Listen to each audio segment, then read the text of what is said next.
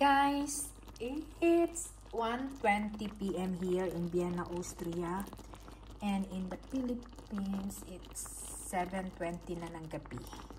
So ngayon guys, nagluto ako ng iskabetse or sweet and sour. So itong isa guys, pompano ito. This one is pompano guys. Yan, pompano ito guys. Yan. Dami kong so.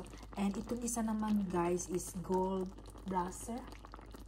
Isda ito dito guys sa Austria. Pero guys, grabe ang sarap. Sarap ng laman nito guys.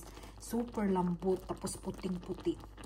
Kaya hinaluan ko siya ng Goldbräser kasi isa lang yung pompano ko guys. Yan, pero malaki. Since 4 kami ang kakain, kailangan namin ng 2 klase.